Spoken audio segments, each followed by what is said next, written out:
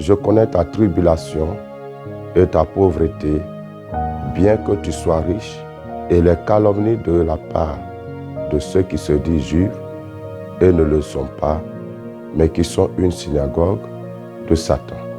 Shalom, je suis le docteur Bongé Joachim Kessé, sacrificateur de l'Éternel. Recevez mes salutations, recevez mes bénédictions fraternelles et sincères.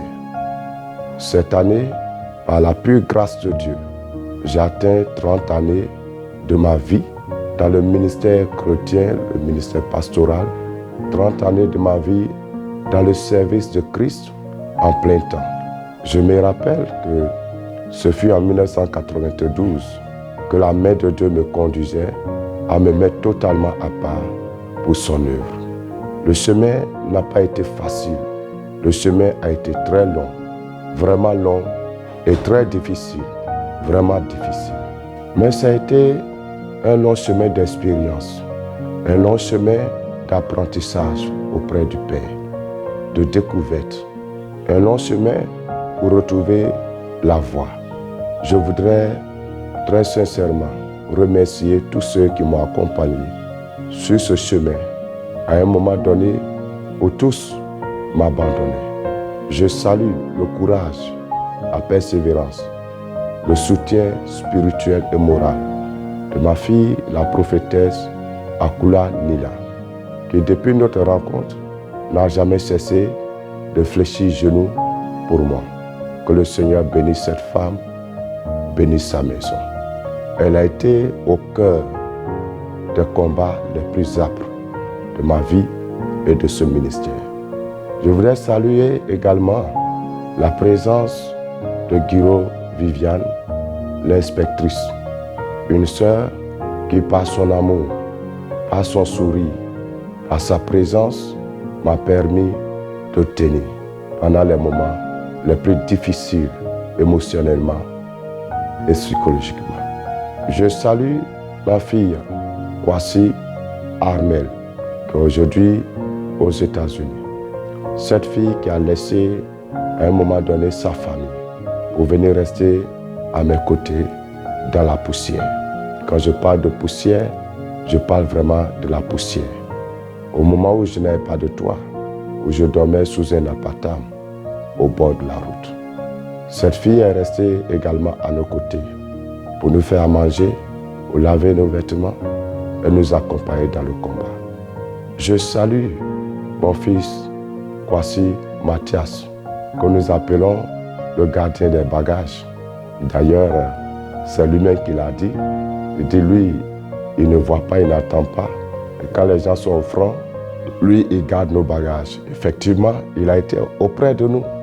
Il n'a pas les capacités spirituelles que les autres avaient, mais cet homme a été là. Aujourd'hui, c'est un des hauts cadres dans une société de l'État.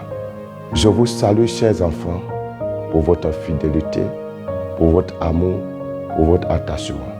Si je suis aujourd'hui, c'est parce que vous avez été là. Que Dieu vous bénisse, que Dieu vous élève, vous et les générations que vous êtes en train d'engendrer. Je ne saurais terminer la liste des remerciements sans me souvenir d'une jeune dame, celle qui à un moment donné m'a apporté la joie de vivre, m'a donné de savoir que si j'existe, j'ai une raison d'être heureux et qui est rentrée dans le combat avec moi sans savoir où elle s'en va et qui a tenu ferme. Celle-là qui est mon épouse, avec qui je suis rentré dans l'inconnu pour pouvoir retrouver aujourd'hui la voie. C'est avec elle, dans le combat avec elle, que j'ai découvert l'essence même de ma vie, le pourquoi je suis et où je vais avec le Seigneur.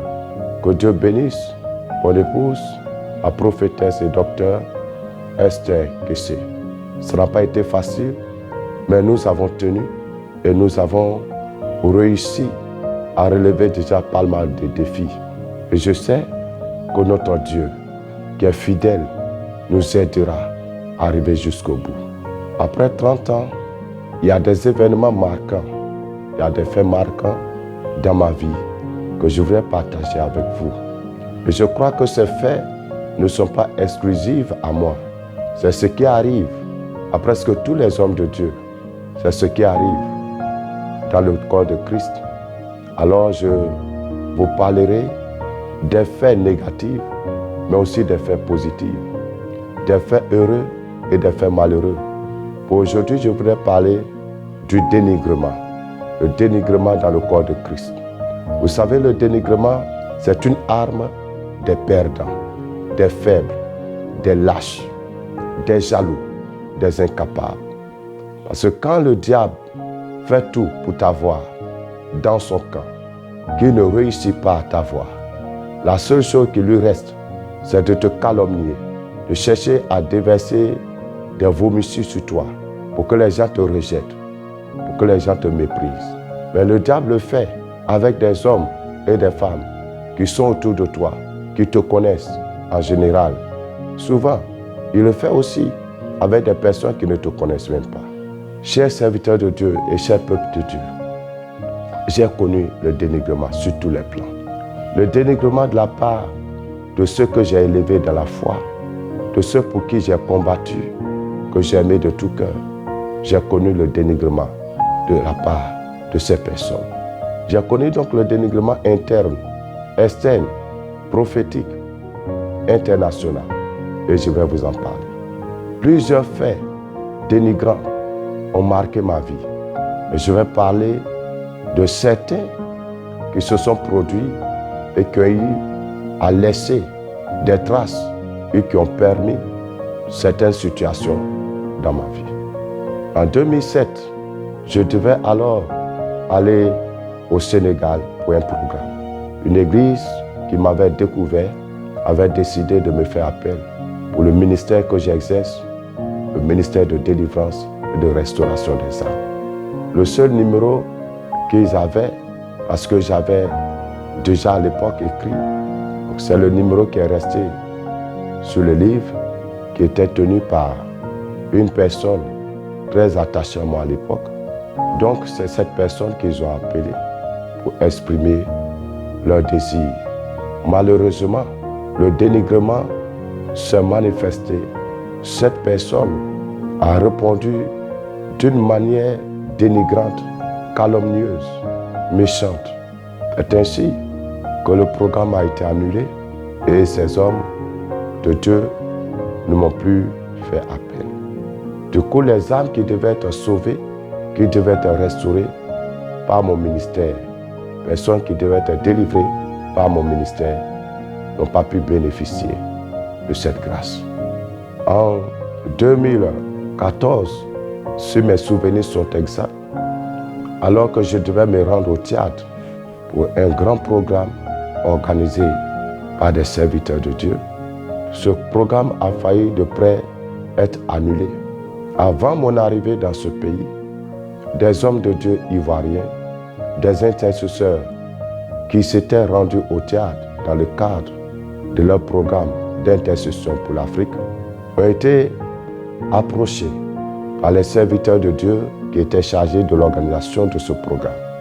Ils ont eu l'information que je devais venir et qu'ils étaient en train de préparer mon arrivée.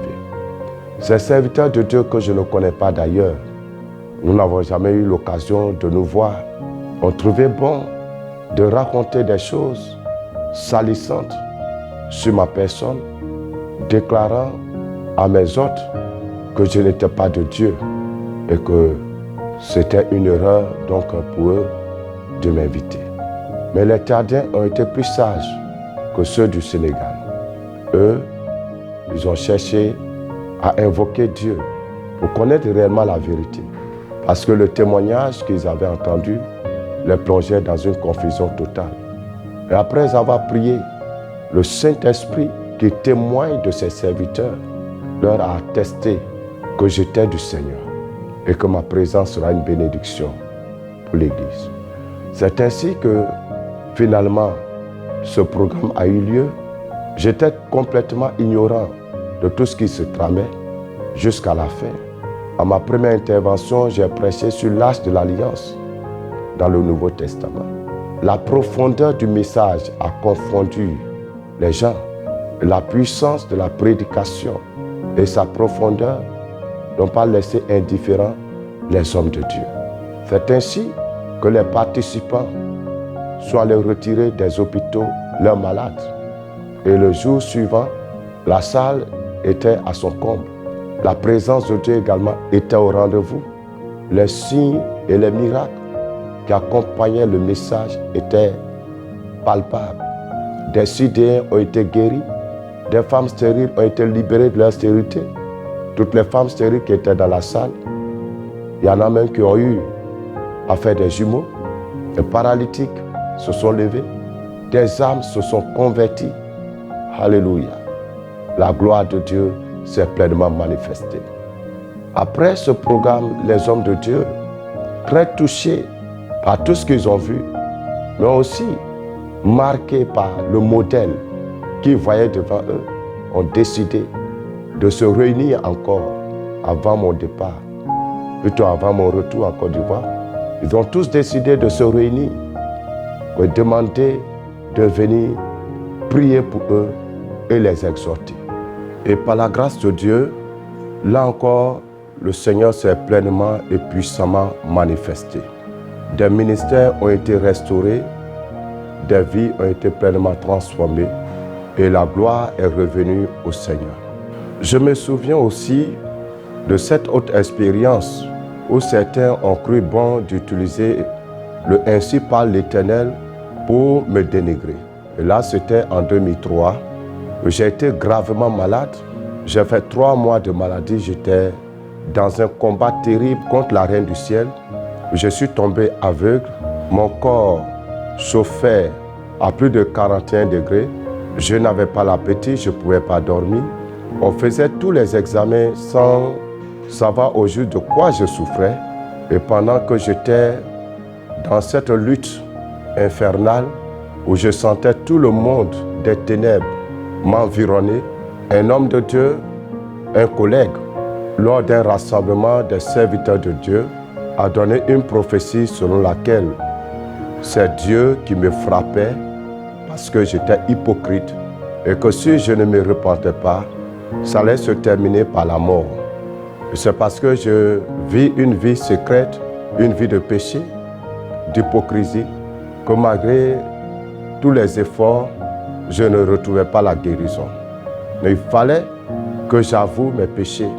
Et cette prophétie a été donnée lors d'un rassemblement des hommes de Dieu. Ce même jour, le matin, très tôt le matin, le Saint-Esprit m'a dit, fils, aujourd'hui, tes collègues vont se rassembler. Lors de leur rassemblement, une prophétie dira là-bas que c'est parce que tu as péché que tu es malade. Effectivement, c'est ce qui s'est passé. Une délégation, et pour la toute première fois depuis plus de 2 mois que j'étais malade, c'était pour la première fois que je recevais la visite des collègues pasteurs. Ce fut la première et la dernière fois d'ailleurs. Donc une délégation des hommes de Dieu sont venus me voir, me demandant de tout faire pour aller voir notre supérieur hiérarchique, parce qu'il y avait des choses à me dire. Bien-aimé, au moment où les choses se passaient, je ne pouvais pas sortir parce que j'avais du mal à ouvrir mes yeux à la lumière du jour. Même une simple bûchette d'allumettes qu'on allumait à côté de moi m'était insupportable. J'ai dû chercher des lunettes très noires pour pouvoir tamiser un peu la lumière du soleil pour que ça me soit supportable. Je suis allé chez l'autorité et là, l'homme de Dieu va effectivement faire la lecture de cette prophétie. J'ai pris mon courage en main, j'ai dit au Père, tu me connais, je ne me reconnais pas dans cette prophétie, ça ne peut pas être moi. Et le Père m'a dit, fils, effectivement, je te connais. Je sais qu'il y a des choses dans lesquelles tu ne peux pas te retrouver. Mais comme c'est une prophétie, il fallait que je te dise ce qui a été dit. Aujourd'hui, beaucoup d'hommes de Dieu sont victimes des fausses prophéties, des prophéties dénigrantes, humiliantes, des dénonciations iniques. Et c'est maintenant légion sur les réseaux sociaux. On pense qu'on peut utiliser le ainsi par l'Éternel, le Dieu m'a dit, pour détruire l'image de quelqu'un, pour détruire la carrière de quelqu'un. Dieu, pour prouver que j'étais dans la vérité, après cette rencontre, va finalement dévoiler ce qui était caché. Et c'est là que le Seigneur va dépêcher un autre homme de Dieu, le révérend Charles Touakese, que je salue de tout cœur. Et cet homme va venir chez moi un matin, va rentrer dans ma chambre et va prier pour moi. C'est après cela, sur insistance des enfants spirituels qui étaient à côté de moi, l'une d'entre elles, Mignana Anne-Marie, qui était à côté de moi, va insister pour que je retourne à l'hôpital. Parce que j'avais décidé de ne plus aller à l'hôpital puisqu'on ne voyait rien. Et c'est là qu'à la grande surprise de tous les médecins, ils vont faire les découvertes étonnantes. Et par la grâce de Dieu, le Seigneur est intervenu. J'ai retrouvé la vue complètement aujourd'hui, comme vous le voyez. J'ai retrouvé ma santé et j'ai repris le ministère. Comme je l'ai dit, quand Satan combat quelqu'un pour le corrompre, quand Satan séduit des gens pour les corrompre et qu'ils n'arrivent pas, il se saisit de leur entourage pour salir leur image afin que les gens les vomissent. J'ai été beaucoup victime de ces attaques dans mon ministère. Des personnes proches, très très proches de moi, ont travaillé activement à salir mon image. Non seulement autour de moi, dans la ville où je suis, des gens se rendent chez des personnes pour exposer ma vie, mais en faisant sortir les choses de leur contexte. Parce que c'est ça, dénigrer quelqu'un, calomnier quelqu'un, c'est ça. Donner d'autres interprétations à ma vie, à mes actions. J'ai été victime. Et j'ai perdu beaucoup d'amis, beaucoup de personnes qui me sont chères, que j'aime jusqu'à présent, à cause des dénigrements. J'ai aussi été victime de dénigrements de la part des gens que je ne connais même pas. Je vous ai parlé des hommes de Dieu qui sont quittés en Côte d'Ivoire, qui sont allés au théâtre dans le cadre de leur programme d'intercession. Mais il y a eu encore un autre cas. Il y a le couple missionnaire Aïga qui nous a rendu visite. Mais avant que ce couple n'arrive chez nous, l'église où ils étaient logés, une église pour laquelle j'ai beaucoup d'admiration, les responsables de cette église les ont découragés en leur disant de ne pas arriver chez moi, que cet homme est un démoniaque. Il est démoniaque, n'allez pas chez lui. Mais gloire soit rendue à Dieu, ces hommes de Dieu, ce couple missionnaire s'est laissé conduire par le Saint-Esprit. Ils sont arrivés effectivement au ministère et là, pour la première fois dans l'histoire de leur programme missionnaire, ils vont témoigner que depuis qu'ils parcourent les églises, c'est la toute première fois qu'ils voient le Seigneur Jésus-Christ venir, entrer et s'asseoir sur son trône dans l'église. Les vidéos sont sur le net, vous pouvez les regarder. Je bénis Dieu qui m'a donné la force, qui m'a donné le courage. Ma vie n'a pas été facile. Le ministère n'a pas été facile pour moi. Je n'ai pas d'amis, je n'ai aucun soutien. Ma vie ne dépend que du Seigneur. L'ennemi a toujours tout fait pour éloigner de moi ceux qui pouvaient m'épauler réellement. Et Dieu, dans sa grâce, a conservé un faible reste autour de moi. Des jeunes gens, des jeunes filles, des personnes qui n'ont rien, mais qui sont convaincus de la vision et qui se sont engagés corps, âme et esprit dans la lutte auprès de moi et avec moi et ont supporté tous ces coups. Je me rappelle qu'un jour, en plein culte, ils ont envoyé une jeune dame. Elle a frappé à la porte de l'église avec des bruits assourdissants. Oui, avec des bruits assourdissants. Sortez de cette église. Sortez de cette église. Vous tous qui êtes là, sortez de cette église. Sinon vous êtes sous malédiction. Dans 3 jours, le Seigneur va détruire ce lieu. Faire descendre son feu et consumer ce lieu. Tous ceux qui sont ici, sortez de ce lieu. On n'était même pas nombreux. Nous étions une poignée de personnes que j'essayais de fortifier dans la foi et dans la vision. On ne valait même pas plus de 20 personnes. Mais là encore, un groupe d'hommes de Dieu et de frères et sœurs qui faisaient partie de mon ministère, qui ont décidé de s'en aller, des personnes pour qui Dieu m'a utilisé d'une manière extraordinaire par le passé. Et je ne vais pas raconter ici parce que ça sera très long, mais si je vous dis ce que Dieu a fait dans la vie de ces personnes par mon humble canal, c'est simplement extraordinaire. Mais ce groupe de personnes a engagé des démarches auprès de la CECI à l'époque. La CECI, c'est une organisation d'hommes de Dieu ici en Côte d'Ivoire. Et dans le temps, je m'étais inscrit là-bas.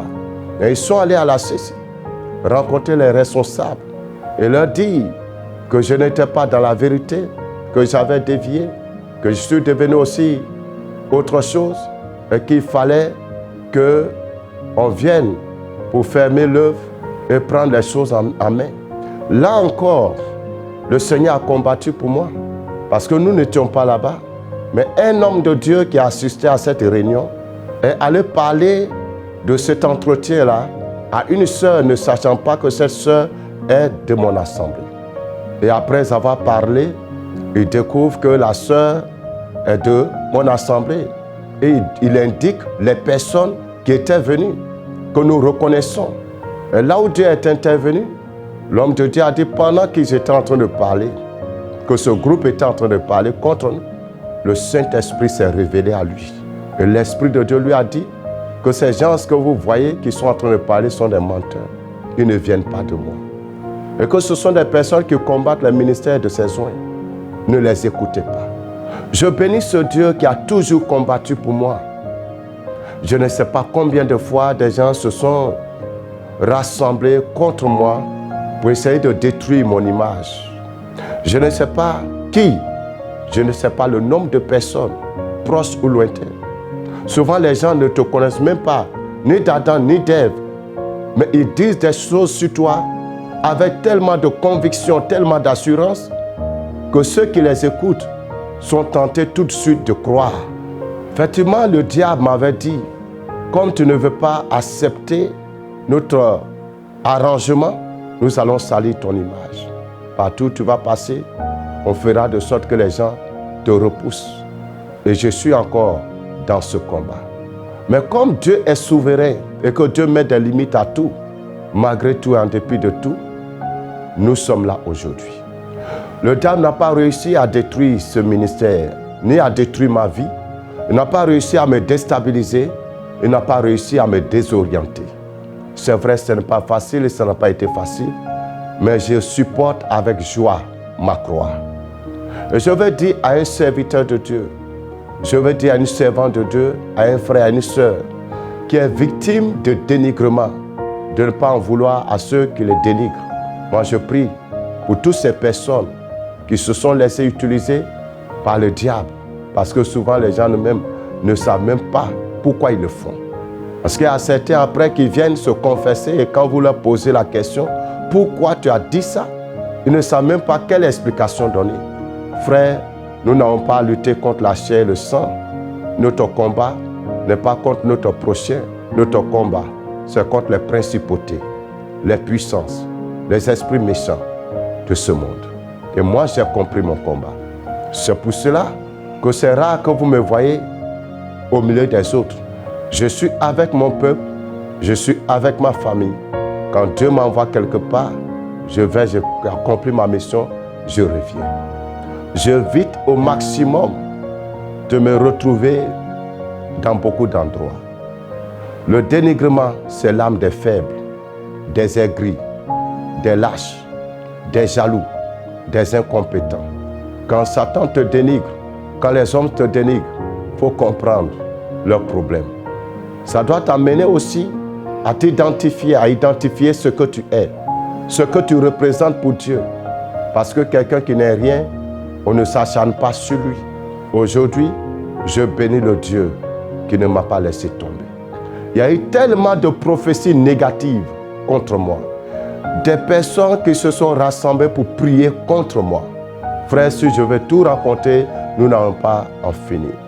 Mais si je parle, si je donne ces exemples, loin d'accuser quelqu'un, mais je veux m'arrêter pour reconnaître la souveraineté du Dieu Tout-Puissant dans ma vie. Et rendre grâce à ce Dieu qui a été toujours avec moi, qui a toujours combattu pour moi, là où les hommes ont voulu me voir dans la boue. À lui seul, soit toute la gloire, soit l'honneur, soit la louange et l'adoration au siècle des siècles. La course continue. Et tant que mon Dieu me donnera la force de le servir dans l'intégrité, dans la fermeté, dans la fidélité, tant que mon Père me donnera le souffle de vie, je continuerai cette lutte avec joie. À lui et à lui seul encore soit la gloire. Amen.